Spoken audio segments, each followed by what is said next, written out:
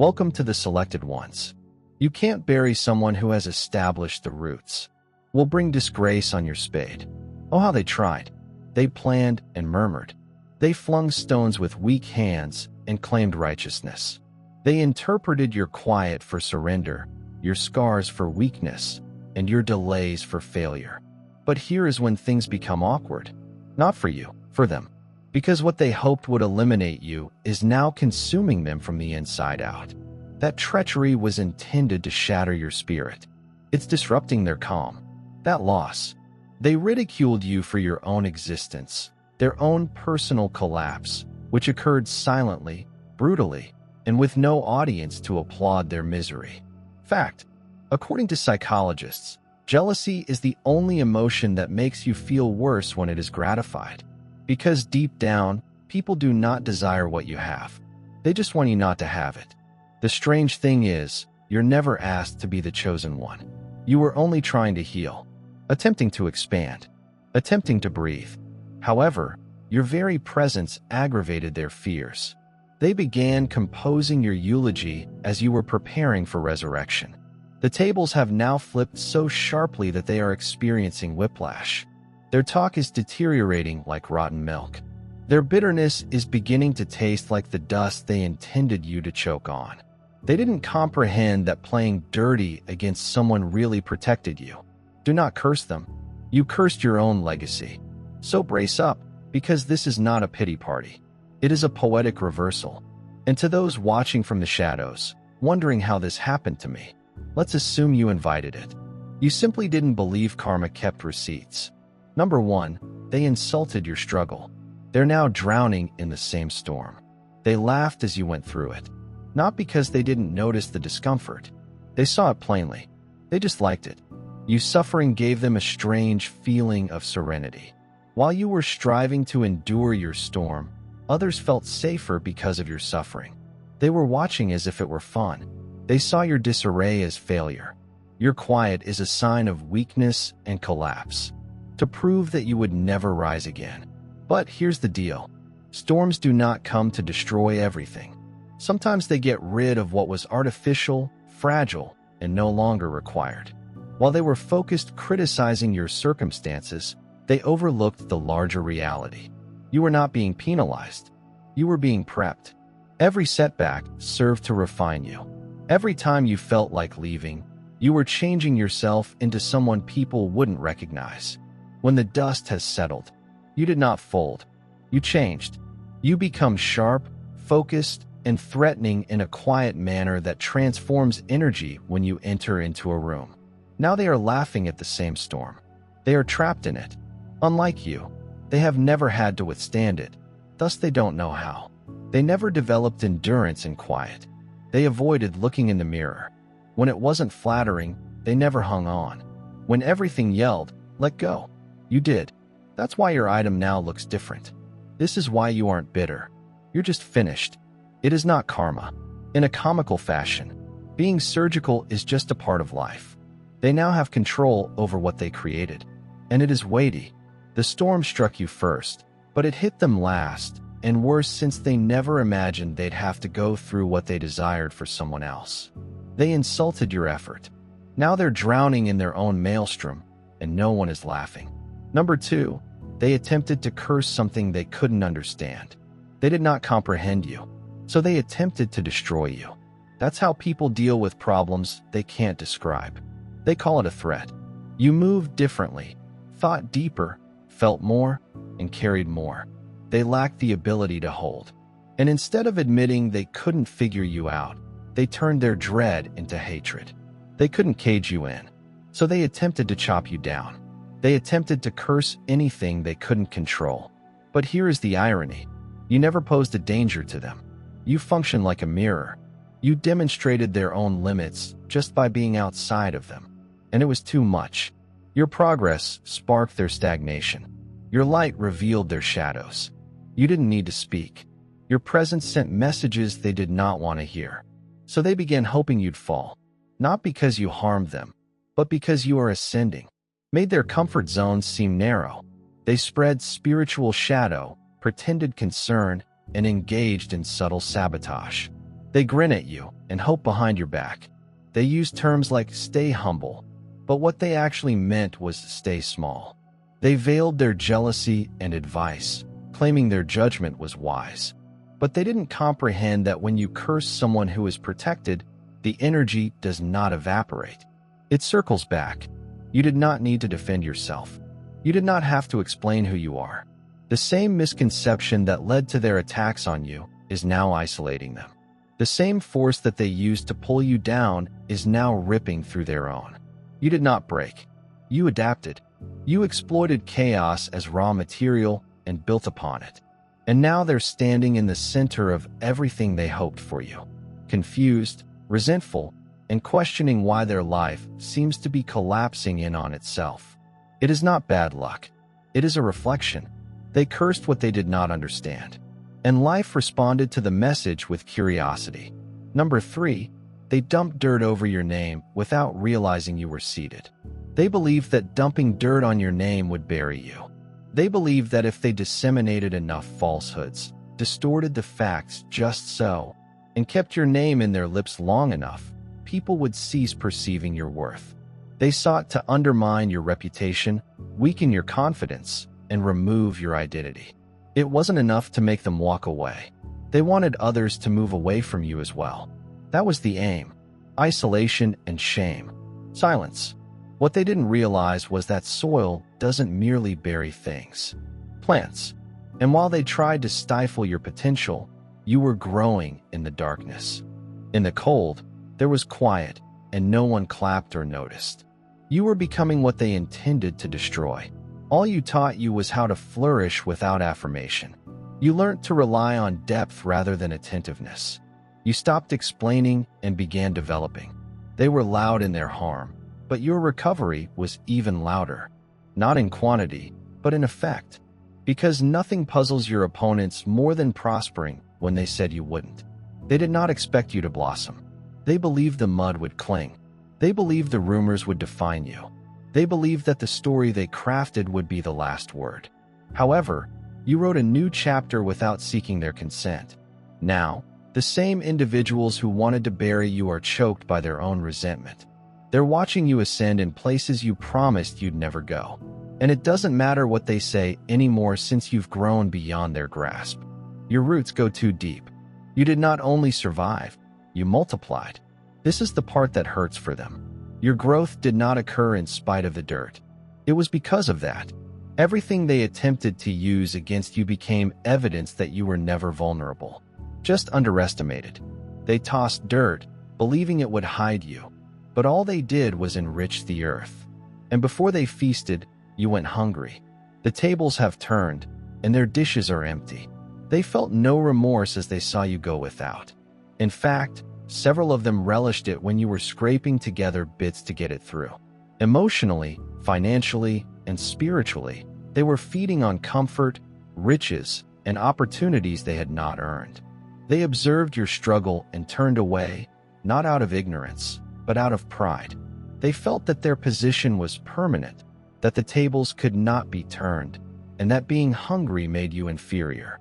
But they didn't comprehend that hunger sharpens you. While others were indulging, you were developing restraint. While they were coasting, you were growing muscle in the darkness. You became resourceful. You learned how to be creative with limited resources, how to get through without applause, how to test faith when there was no backup plan.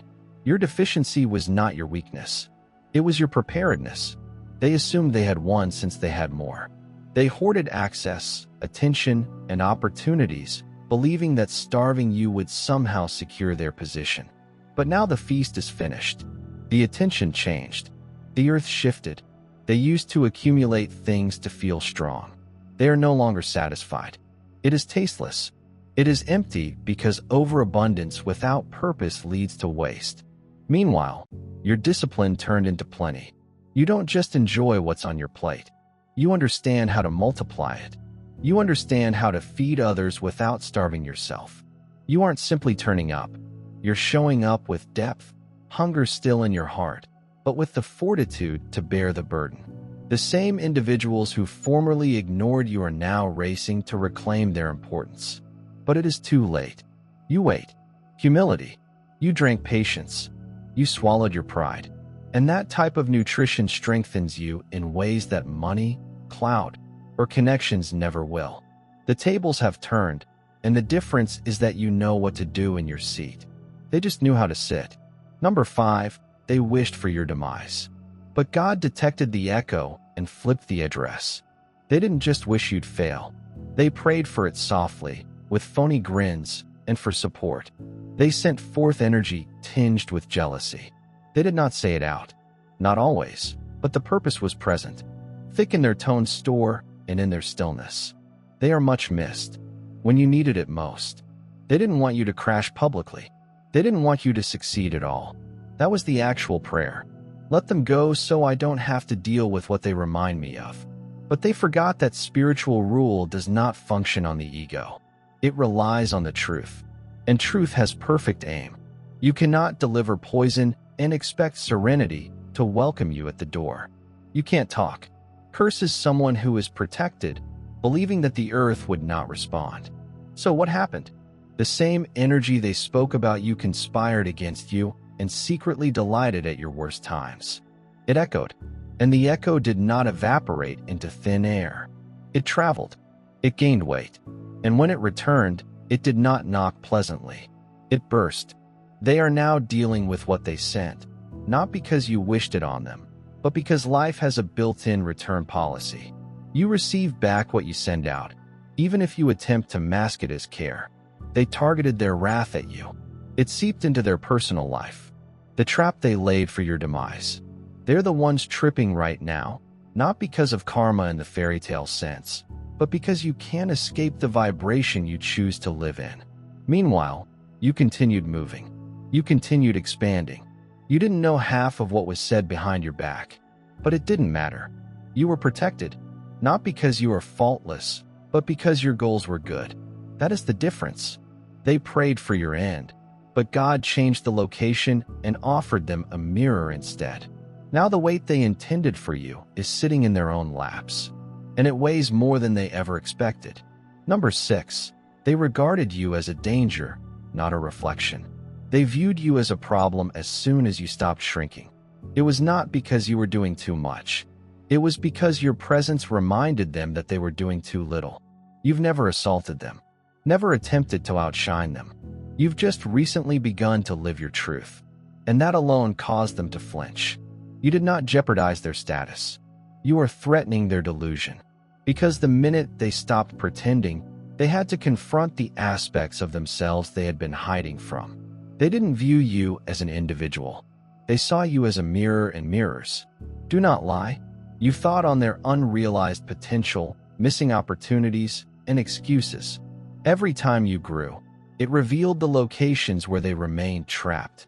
Every time you selected mending, it underlined how long they had been nursing wounds they refused to confront.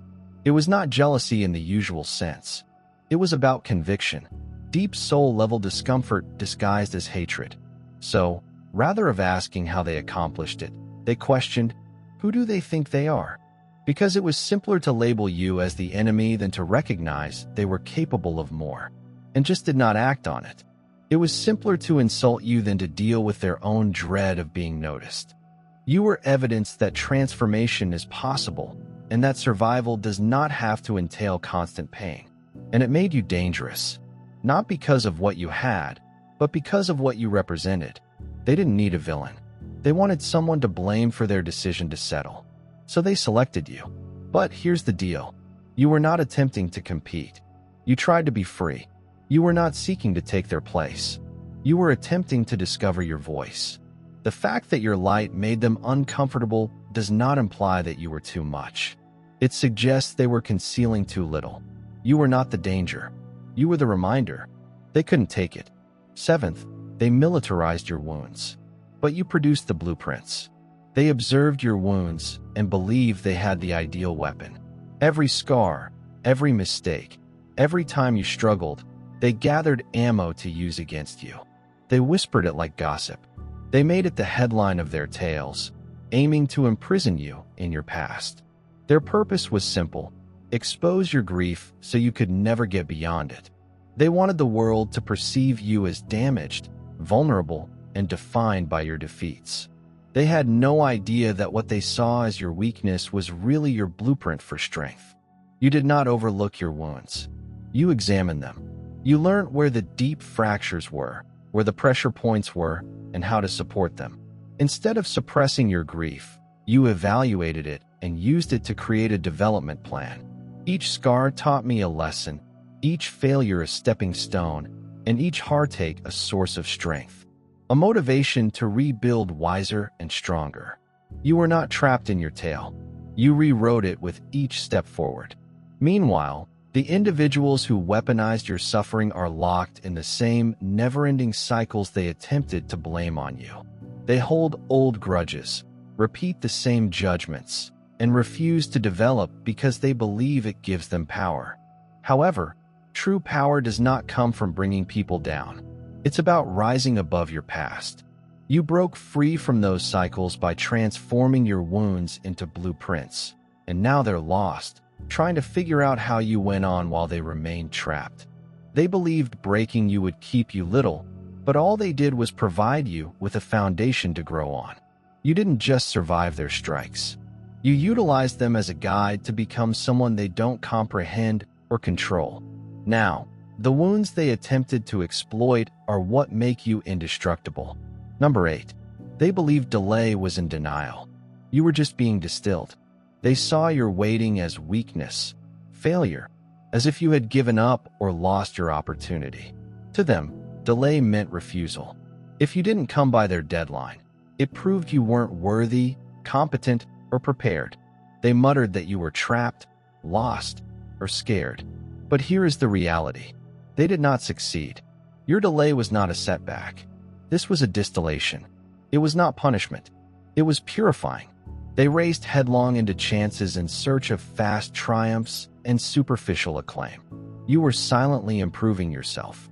You were discarding what didn't belong, learning what was important, and laying a foundation strong enough to bear the weight of genuine achievement. Your delay was a process of eliminating distractions, dismantling old versions of yourself, and concentrating on what might last.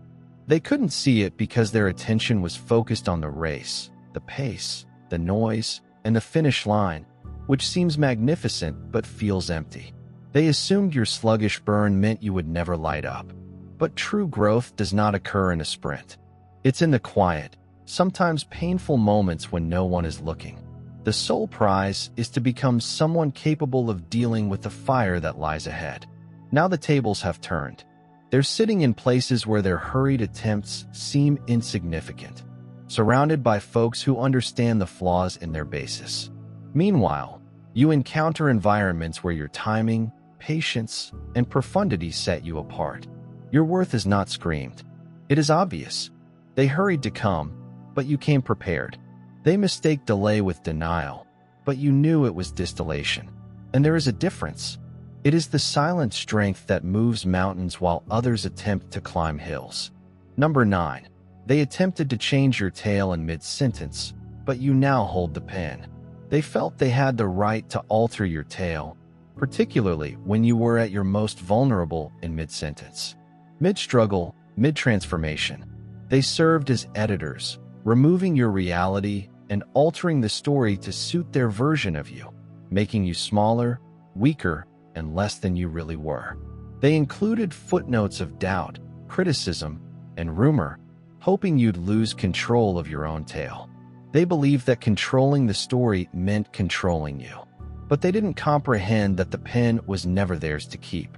You always held it, even when your hand was weak, trembling, or uncertain.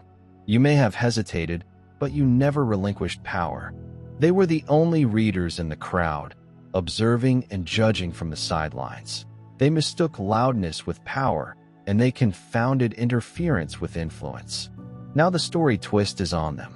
The tale you're creating no longer matches the version that they attempted to impose.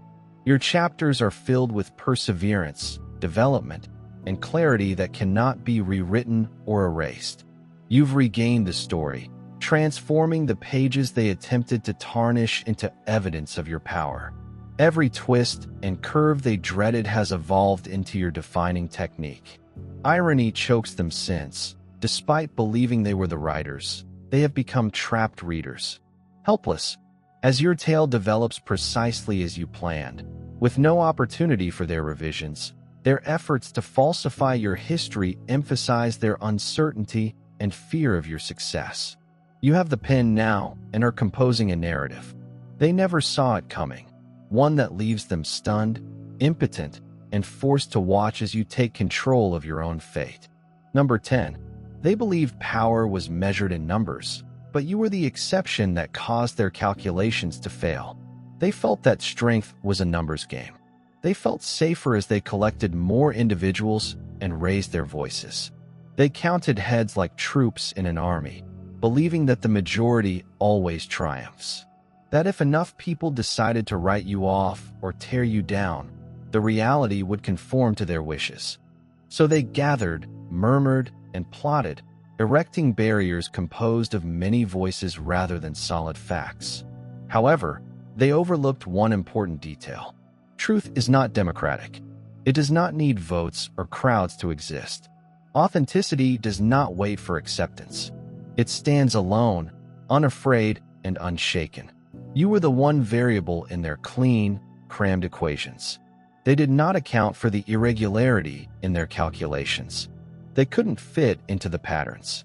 Their statistics generated noise, but you provided clarity while they were busy creating distractions after distractions. You removed the extraneous and simplified what was most important, who you actually are. The majority wore a mask, a handy cover for uneasiness and anxiety. Your one-of-a-kind honesty shone a light on their mask, making their strength seem frail and their togetherness false. They believed they could drown you out with noise, but you converted it into stillness. A deafening quiet shattered their preconceptions. Their calculations crumbled because they confused quantity with quality, volume versus value. You did not need a crowd to confirm your existence. Your truth had its own weight. Now, as they struggle to keep their weak connections together, you stand out. Not just surviving, but flourishing. Proof that one individual who refuses to comply may dispel the most powerful delusions. You are the exception that defied the norm, and no number can equal that level of strength. A number. They praised the cocoon, unaware that the wings were imminent. They saw you calm down and figured you were vanquished. To them, your quiet represented a surrender, proof that their assaults succeeded, that you buckled under pressure. They hailed the peaceful time as a win. I was certain the tale was finished, but what they overlooked was the most vital aspect. Silence does not necessarily indicate weakness. Sometimes it's about preparedness. You were not vanishing. You were evolving. While they were busy applauding your quietness, you were busy constructing wings. Every silent day was spent accumulating strength, learning, and evolving into something they couldn't identify and couldn't stop. That cacophony, their insults, and doubts became background static to the job you were doing for yourself. Your flight has taken off. You're progressing in ways they never predicted. Your ascension is smooth, almost quiet, and difficult to ignore. The noise they produce to distract themselves is immaterial since your wings transport you beyond their reach and effect. What seemed to be a halt was in fact the quiet before the storm, the stillness before you take off. Their jubilation of your loss demonstrates their short-sightedness. They applauded for the cocoon, forgetting that wings don't beg for permission to develop. And now that you've seen their noise fall flat, it won't ground you or dull your light, since flying isn't about generating noise. It's about moving on, becoming free, and letting go of what was holding you back. Your quiet was never a concession. It was a strategy. And your wings, they're the most powerful statement you'll ever make. A number. They wanted you shattered so that they could feel complete. Now their fractures are open. They wanted to see you shattered because it made them feel whole. Your discomfort demonstrated that they were better, stronger, or just safer. They based their fragile sense of value on your failures, as if a house of cards were stacked against you. Every misstep you took was a brick in their ego's structure. They didn't just want you to fail. They needed to feel like they mattered. But here is the ugly reality. When you stand, their whole structure shakes. Their self-worth was based on comparison, not strength. When you broke free from the constraints they attempted to impose, their ego superstructure began to disintegrate. The flaws they had skillfully concealed under attitude, criticism, or quiet started to spread and demand for attention. They are now exposed. The fundamental basis on which they depended has disappeared, as has the shadow of your weakness. Without it, their sense of self is unsteady, hollow, and loud. Their anxieties, long hidden under their pride, are now difficult to ignore. The louder they attempt to pretend they're all right, the more visible their fractures are. You did not just withstand their efforts to break you. You crushed their perception of strength. Your elevation was more than simply a personal accomplishment. It was a seismic shift that exposed the vulnerability they attempted to disguise. They wanted you to be broken so you could feel complete.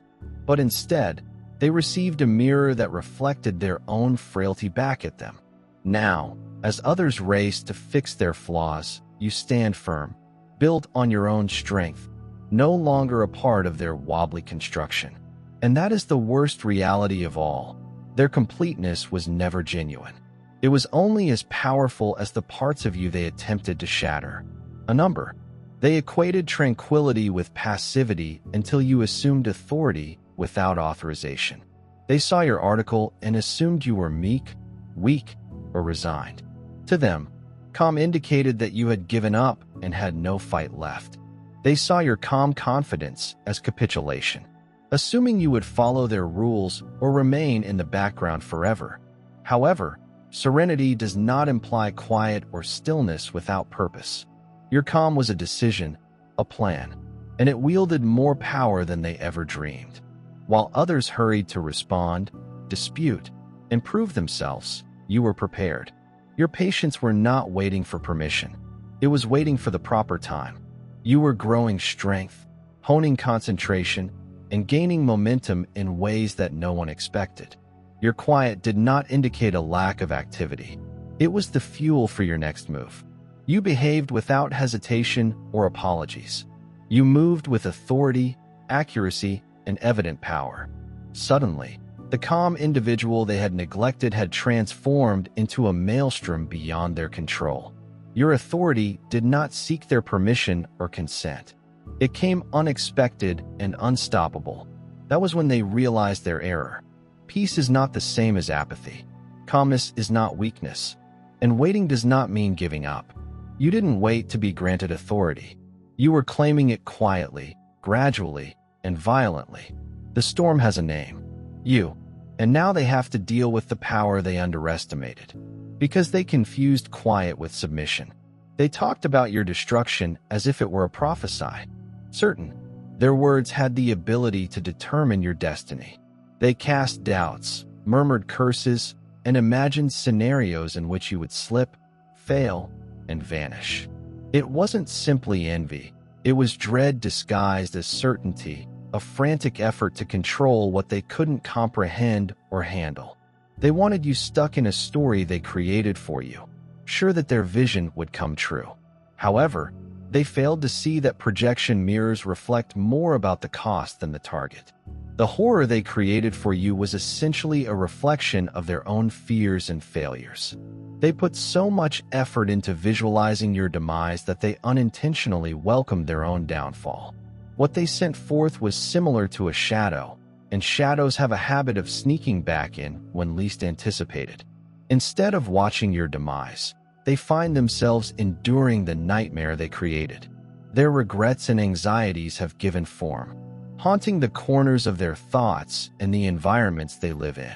Their own ghosts voice louder than their intended curses, serving as reminders of what they've lost: integrity, respect, and peace. Meanwhile, you continue onward, unaffected by the shadows they cast on your reality, proving that their projections were nothing more than frail, warped illusions destined to rebound. Their efforts to define you exposed their own limits. And now they're stuck, watching their own shadows dance over the walls. With each stage, you lose the ability to modify the tale you're writing. The horror they envisioned for you became their own. And that's the ultimate irony. You escaped free, but others remained trapped in a circle of their own creating. A number. They predicted your collapse, but awoke to their own nightmare. They talked about your failure as if it were a prophecy. Not once, not gently, but with determination. They persuaded others. They persuaded themselves. They believed that their words had the power to influence your future, to restrict your options, and to lock you into a version of yourself that you had already outgrown. They didn't comprehend, however, that every word they said over you was never really about you. It was about them. Their prophecy was not within. It was a projection. They were not forecasting your demise. They were advertising their worries, uncertainties, and unfulfilled potential. They couldn't accept the manner in which they had settled or played small. So they transformed your desire into arrogance, your progress into a danger, and your quiet into humiliation. They believed that if they could expose your failure to the world, they would be able to avoid addressing their own. But prophecy without truth is meaningless, and truth does not respond to bitterness. You continued moving. You faced the mislabeling, mistrust, and loneliness of being misunderstood. And you ascended not out of malice, but with purpose. Now, the same individuals who predicted your demise are waking up amid the ruins of their own words. The nightmare they created for you has become a mirror they can't escape, and it reflects their own squandered opportunities, lost time, and emotional disarray. They are trapped watching the shadows of what they attempted to throw your way. Only now do those shadows dance on the walls of their remorse. Because, while you've been focusing on healing and ascending, they've been circling the same worries, trapped by the energy they squandered on you. You did not only survive the prophecy, you revealed it for what it was, a fear-based fiction with no control over your reality. They are now living in the echo of their own words. While moving on, remember that being the chosen one in the midst of unwavering resistance is never simply about survival. It is about change. Every whispered yearning for your downfall, every effort to clip your wings or rewrite your story was fuel for your growth, not your demise. Those who praised your quiet misinterpreted it for capitulation, but you were collecting power in the silence. Those who weaponized your wounds didn't realize you were creating a blueprint for success. Their delusions of power based on statistics, noise, or comparison broke the instant you acknowledged your unique authenticity. What they believed were curses became echoes, revealing only their own flaws and worries. This quest is not intended to prove them incorrect for the purpose of vengeance. It is about reclaiming your truth and living it fearlessly, shamelessly, and with unshakable purpose. You've realized that true power isn't noisy or chaotic. It is consistent, strategic, and profoundly founded in self-awareness. The delay that they saw as rejection was really distillation, purifying your purpose and fortifying your determination. Their efforts to define you in mid-sentence merely gave you the pen, allowing you to tell a narrative they never dreamed. As you stand strong in your triumph, the noise becomes irrelevant. The energy they used in wishing you ill strengthened your foundation. The irony is stark. The nightmare they desired for you has come back to haunt them, reflecting their own unresolved anger and dread. Meanwhile, you watched how, despite their constraints, they attempted to impose a living tribute to the power of perseverance, honesty, and patience. This isn't just your narrative. It's a message to everybody who has ever felt undervalued, neglected, or abused for just being themselves. When the world threatens to crumble, you recall your wounds. A plan, your quiet is strategy, and your success is unavoidable. You do not need their permission or approval. The pen is in your hand. The pages are yours to fill, and the future belongs to those who refuse to let anybody else define them. Continue writing. Keep soaring. Your tale is just starting, yet it is already exceptional. If this message appealed to you, If you're ready to take ownership of your life and exceed everyone's expectations, don't simply watch. Join the movement. Click the subscribe button to ensure you never miss the truth. Bombs and serious conversations are on their way. Like this video to demonstrate how strength builds in the face of adversity. Leave a comment below and share your own experience, since your voice is important and may inspire others who need to hear it. And if you know someone who is facing their own struggles or overcoming uncertainty, please share this with them. Together, we are doing more than simply surviving. We are redefining the rules. Let us keep ascending one tale at a time. God bless you.